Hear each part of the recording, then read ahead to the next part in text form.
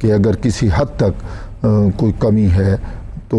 وہ نبی اکرم صلی اللہ علیہ وسلم کی شفاعت سے جو ہے وہ جنت کا داخلہ ممکن ہوگا۔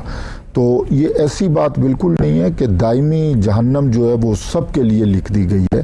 صرف یہ ہے کہ اگر ایمان کی شرط موجود ہوگی تو جنت میں جانا یقینی ہوگا۔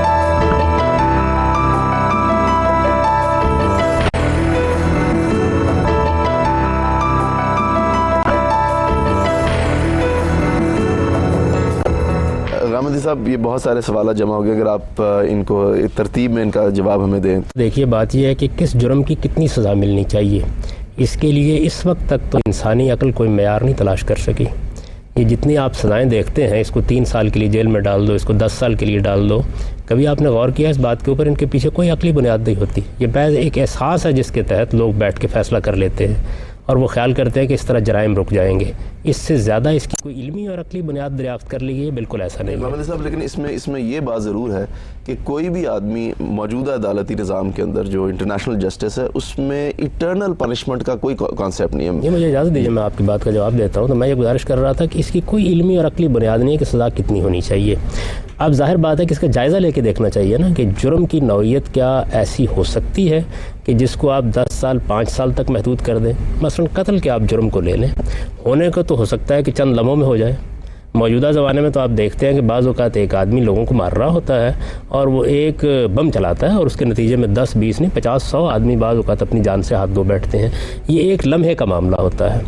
اب اس کی آپ نے سزا دینی ہے، اس کی سزا دینی ہے تو اثرات کے لحاظ سے ملنی چاہیے۔ اگر آپ انصاف کی بات کر رہے ہیں، یہ لوگ جو مارے گئے ہیں ان کے خاندانوں پر کیا اثرات پڑے، ان کی نسلوں پر کیا اثرات پڑے، ان کے اندر موجود بالقوہ جو چیزیں تھیں ان کے بالفعل آنے کا راستہ کس طرح روکا گیا، کس طریقے سے خدا کی پوری اسکیم کو باطل کر دیا گیا، سوسائٹی پر اس کے کیا اثرات پڑے، معاشرے میں اس سے کیا کیا تبدیلیاں آئیں، معیشت کا نظام اس سے کس حد تک متاثر ہوا۔ تو اگر آپ ان اثرات کا جائزہ لیں، یہ تو میں نے اپنی حقیر عقل میں چند چیزوں کی طرف اشارہ کیا ہے، تو میرا خیال یہ ہے کہ جزا و سزا کے سارے تصورات آپ کے بدل جائیں۔ تو پہلے تو اس بنیادی بات کو سمجھ لیجئے کہ جزا اور سزا کے معاملے میں اصل چیز آپ کے جرم کے اثرات ہیں، نہ کہ آپ نے کس مدت میں وہ جرم کیا ہے یا کتنی دیر کے لیے وہ جرم کیا ہے۔ اس معاملے میں جو رحمت اور رافت کے تصورات بھی ہمارے اندر پیدا ہوتے ہیں وہ اصل میں بعض جرائم کی نوعیت نہ سمجھنے سے ہوتے ہیں۔ قرآن مجید نے صرف ایک جرم ہے جس کی سزا ابدی جہنم بیان کی ہے، اور کوئی جرم نہیں ہے، اور وہ بغاوت کا جرم ہے۔ یعنی آپ نے جانتے بوجھتے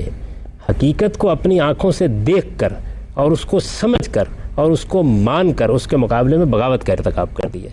یہ سزا ہے ان جرائم کی جن جرائم کے اندر حقیقت میں یہ چیز کار فرما ہوتی ہے۔ یعنی آپ دیکھیے کہ جس وقت انسان جانتے بوجھتے شرک کا ارتکاب کرتا ہے، جانتے بوجھتے یہ مان کر کے یہ خدا کا پیغمبر ہے، محض اپنی انانیت کی وجہ سے اس کی بات ماننے سے انکار کر دیتا ہے، اس کے ہوتے ہوئے صریح طور پر خدا کے مقابلے میں بغاوت کر کے کھڑا ہو جاتا ہے۔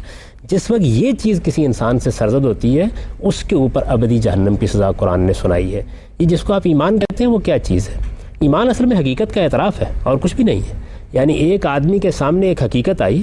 اس حقیقت کے بارے میں اس نے رویہ کیا اختیار کیا، اس کو مان لیا یا نہیں مانا۔ اس بات کو جب ہم اس طریقے سے بیان کرتے ہیں کہ اس نے کلمہ پڑھ لیا تو اس کے نتیجے میں تو اس کی روح نکل جاتی ہے ساری کی ساری۔ ایمان اس چیز کا نام ہے کہ میرے سامنے ایک حقیقت آئی، میں نے اس حقیقت کو پہچانا، میں اس کو سمجھ گیا، میں اس کو جان گیا، میرے پاس کوئی عذر نہیں ہے، اور پھر میں نے اس کو مانا یا نہیں مانا۔ مانا تو یہ ایمان ہے اور انکار کر دیا تو یہ کفر ہے۔ کفر محض نہ ماننے کا نام نہیں ہے، بلکہ جانتے بوجھتے حقیقت کو سمجھ کر آنکھوں کے سامنے دیکھ کر اس کا مشاہدہ کر کے عقلی لحاظ سے اس پر مطمئن ہو کے اس کا انکار کر دینے کا نام ہے۔ تو جتنے جرائم بھی آپ دیکھیں جن پر قرآن مجید نے ابدی جہنم کی وعید سنائی ہے وہ سب اپنے اندر اصل میں بغاوت کی روح رکھتے ہیں۔ اس کے اوپر کفر بھی اصل میں بغاوت کی ایک قسم ہے، بالکل اسی طریقے سے پیغمبر کی تکذیب بھی اصل میں بغاوت کی ایک قسم ہے۔ جس وقت آپ قتل کرتے ہیں کسی آدمی کو تو یہ بھی خدا کے خلاف بغاوت ہے۔ اصل میں آپ خدا کی یہ اسکیم کہ اس نے ایک مخصوص مدت کے لیے انسان کو بھیجا ہے، اس کے راستے میں رکاوٹ بن کے کھڑے ہو جاتے ہیں۔ آپ کہتے ہیں یہ فیصلہ پروردگار کو نہیں کرنا کہ اس نے کب دنیا سے جانا ہے، یہ فیصلہ میں کرنے لگا ہوں۔ تو یہ ایک شدید بغاوت ہے جس کا آپ ارتکاب کرتے ہیں۔ اس ہائی ٹریزن کی سزا ہے ابدی جہنم۔ باقی جتنے جرائم ہیں، زنا میں یا سود میں جس میں باہمی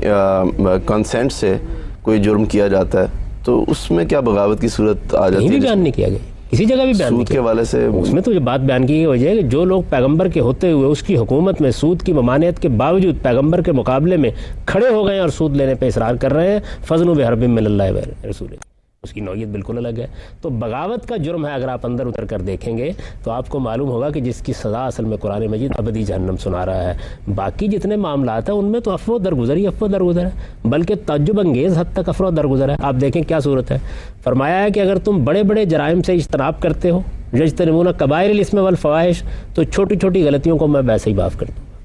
اچھا، بڑے بڑے جرائم کے بارے میں فرمایا کہ تم اگر اس جرم کا ارتکاب کر لیتے ہو، بڑے سے بڑے جرم کا بھی، یعملون السوء بجہالہ، جذبات کا غلبہ ہوا، کوئی مفاد غلبہ پا گیا، کوئی تعصب غلبہ پا گیا، ایک کیفیت تمہارے اوپر طاری ہوئی، تم نے کسی بڑے سے بڑے جرم کا ارتکاب کر لیا، اس کے بعد ثم یتوبون من قریب، جیسے ہی اس جرم کی کیفیت سے نکلے اور تم میری طرف لوٹ آئے تو میں نے لازم کر رکھا ہے کہ تمہیں معاف کر دوں گا۔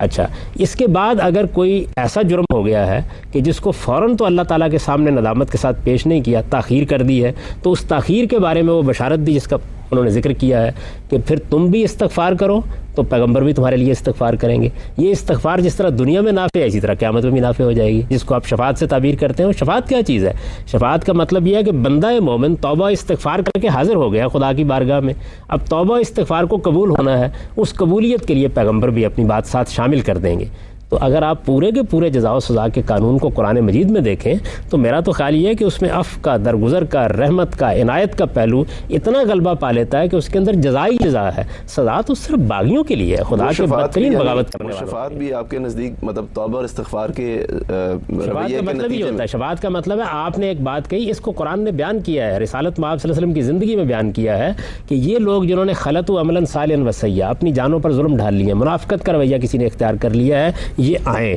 یہ آ کے معافی مانگے، اور کہا کہ پیغمبر بھی ان کے لیے معافی مانگے۔ یہ نعمت دنیا میں وہاں حاصل ہوتی ہے، آپ پیغمبر پر ایمان لاتے ہیں تو آپ کے لیے استغفار کرتے ہیں، آپ سے کسی جرم کا ارتکاب ہوتا ہے، آپ ان کی خدمت میں حاضر ہوتے ہیں، کہا ہے نا کہ پھر وہ آپ کی بارگاہ میں آ جائیں، آپ ان کے لیے استغفار کرتے ہیں، ان کا آنا ان کی توبہ ہے، آپ کا استغفار اس کے ساتھ گویا ایک چیز کو شامل کر دیتا ہے۔ یہی صورتحال قیامت میں بھی ہوگی۔ تو قیامت میں شفاعت باغیوں کے لیے نہیں ہے، ان لوگوں کے لیے نہیں کہ جو بغاوت کا ارتکاب کر کے کھڑے ہوں گے، ان لوگوں کے لیے ہے کہ جنہوں نے حقائق کو مانا، حقائق کو ماننے کے بعد ان کے مطابق زندگی بسر کرنے کی کوشش کی، ان سے گناہ ہوئے، بڑی سے بڑی غلطی ہو گئی، بڑی سے بڑی کوتاہی ہو گئی، فوراً توبہ نہیں کی، فوراً اگر رجوع کر لیا تو وہ تو خدا تعالیٰ نے خود فرما دیا کہ میں نے لازم کر رکھا ہے کہ معاف کر دوں گا، لیکن توبہ میں تاخیر کے بعد بہرحال وہ نادم ہو کر لوٹ آئے ہیں اور انہیں خدا کی طرف رجوع کیا ہے، تو پیغمبر بھی اور صالحین بھی، نیکوکار بھی، ان کے لیے جو بات فرمائیں گے وہ گویا ان کے لیے ایک طرح سے اللہ تعالیٰ کے حضور میں عفو درگزر کا ذریعہ بن جائے گی۔ اس پورے قانون کے اندر تو میں تو جب اس کو پڑھتا ہوں قرآن مجید میں تو مجھے یہ معلوم ہوتا ہے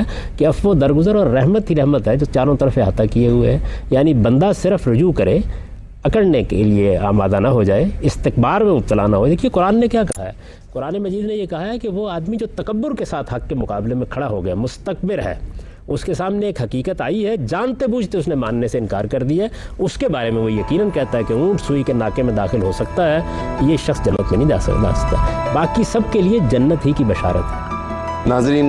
میں اپنے شرکاء کا بہت ممنون ہوں، انہوں نے بہت سیر حاصل گفتگو کی، مجھے امید ہے کہ اس پروگرام سے آپ بھی مستفید ہوئے ہوں گے۔ اگلے پروگرام تک کے لیے اجازت چاہتا ہوں۔